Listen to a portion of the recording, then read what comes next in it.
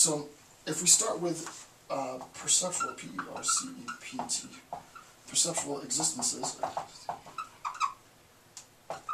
perceptual existence, we recognize that perceptual existence are, and again, this is not, and she doesn't say this, but this has to follow, right? She alludes to this. This is the signifier, signifier. So perceptual existence for Rand is the signifier. We move from the signifier to the signified.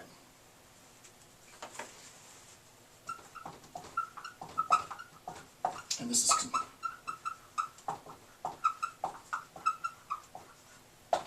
right, and we recognize that this follows from chapter 2, right? We move from perceptual to conceptual.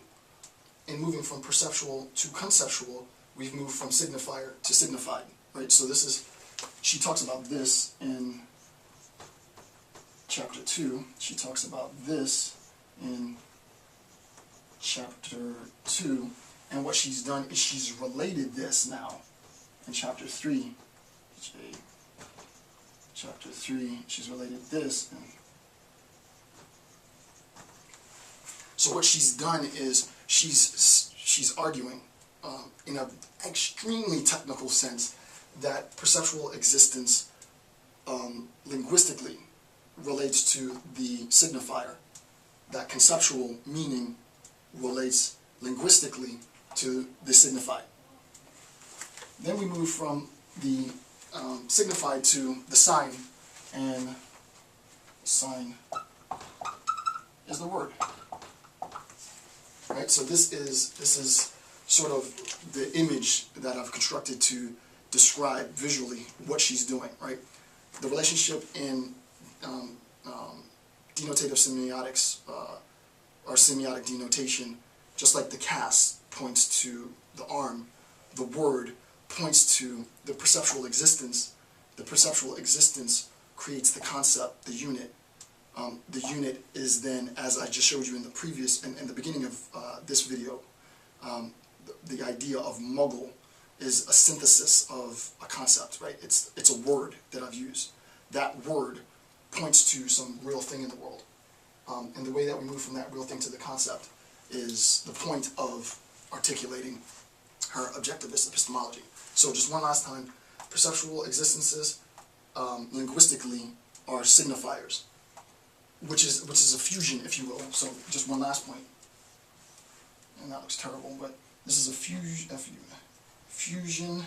of linguistic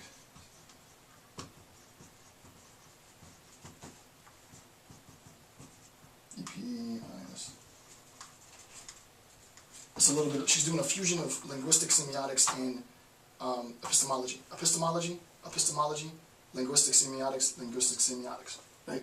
So signifiers, synonymous with perceptual existence, signified, synonymous with conceptual meaning, the sign is synonymous with the word.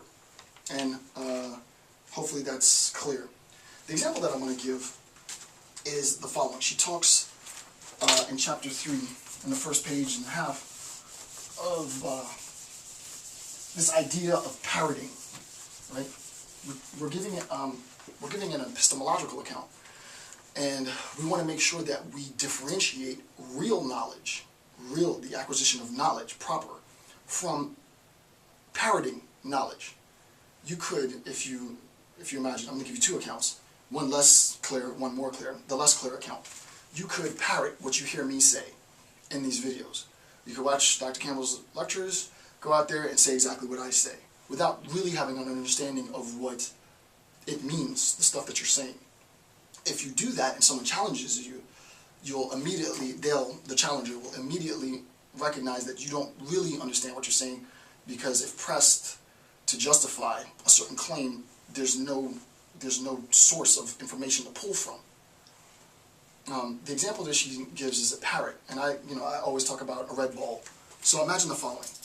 Imagine that I were to have a red ball in my hand, and I were to present you with a red ball, and you were to make the statement, I see a red ball. Well, that statement, I see a red ball, by you,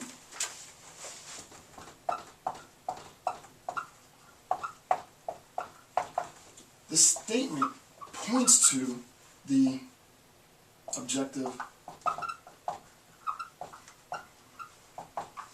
The statement points to, your statement, I see a red ball, points to the objective reality, the red ball. Imagine if I were to train my parrot, and I train my parrot day after day after day after day after day, and I say, I see a red ball, I see a red ball, I see a red ball, I see a red ball, and my parrot then can say, I see a red ball, and I were to wow my friends, right? And I say, watch how smart my parrot is, and I put the red ball in front of the parrot, and the parrot says, I see a red ball. The question is there truth function on a logical sense? And for those of you logicians that see what I'm doing, I'm not going to get into it, but just take note of that, right? There is no truth function to that statement when the parrot says it. You cannot say that it is true that the parrot's statement, I see a red ball, has truth function. You cannot say that it is true, because the claim, I see a red ball, as stated by the parrot, doesn't refer to anything. It's just, I see a red ball. It is a parroting, in a sense, a mimic of the octaves and tones of, I see a red ball. That's all the parrot is doing. It's copying the sound. The sound has been replicated. But that word, those words that the parrots are saying, are completely meaningless, because those specific words don't point to the red ball. I could never engage in a conversation with the parrot and be like, well, point to the red ball, or you know, peck the red ball. The parrot wouldn't know what the hell I was talking about, right?